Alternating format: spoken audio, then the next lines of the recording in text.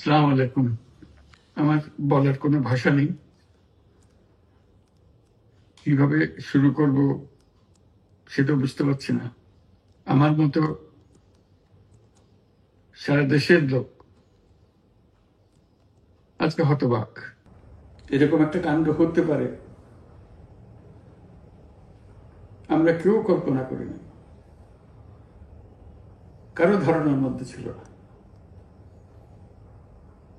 কিন্তু এই অবিশ্বাস্য জিনিস আমাদেরকে হঠাৎ করে গ্রহণ করতে হয়েছে। মাইলস্টোন স্কুল অ্যান্ড কলেজের যে দুর্ঘটনা, প্রশিক্ষণ বিমান বিধ্বস্ত হয়ে এই কচি শিশুদের উপরে ঝাঁপিয়ে পড়ল, আগুনে পুড়ে মরল। মা বাপদের আমরা কি জবাব দেব? কি বলবো তাদেরকে? আমরা নিজেদেরকে তো জবাব দিতে পারছি না। অজানা শিশুদের মুখ সবার চোখে ভেসে উঠছে। সারা জাতি হতভম্ব, বাক্রুদ্ধ, শোকাহত বললে খুব কম বলা হবে। এই দুর্ঘটনার রেশ এখনো কাটেনি, এখনো লাশ আসছে হাসপাতালে, এখনো হাসপাতালে মারা যাচ্ছে। মা বাবা এখনো খোঁজ নিচ্ছে আমার সন্তান কোথায়,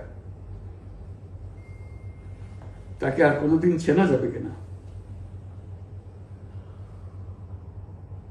যাদের লাশ দেখছি তার মধ্যে আমার সন্তান আছে কিনা পৃথক করার তো কোনো উপায় নেই।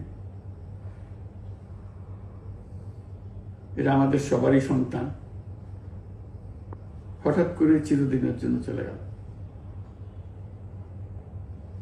আমরা অবশ্যই তদন্ত করব, তদন্ত তারা ফিরে আসবে না।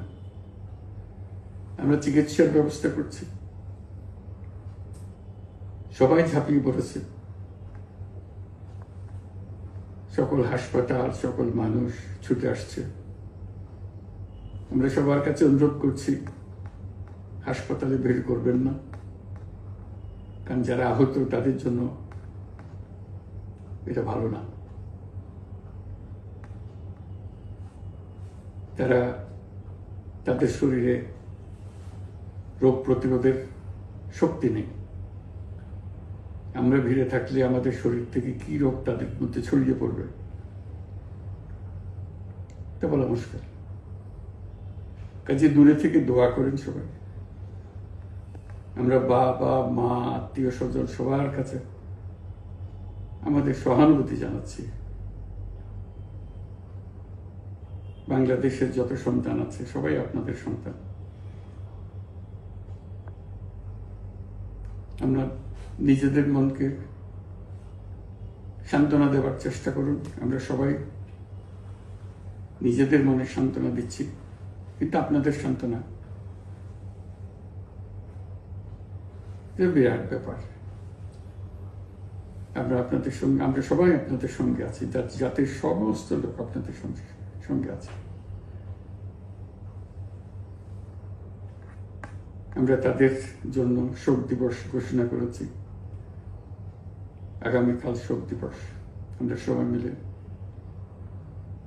তাদের কথা স্মরণ করব, তাদের আত্মার শান্তি কামনা করব। আজকে থেকে সবাই তাদের আত্মার জন্য, তাদের রুহের জন্য মাগফিরাত কামনা করব। আল্লাহ আপনাদেরকে শান্তি দিন। আমাদের জাতির সবাইকে, যারা এই দুর্ঘটনায় বিধ্বস্ত, সবাইকে আল্লাহ শান্তি দেন। তাদের জন্য দেশবাসী সবাই আমরা দোয়া করছি।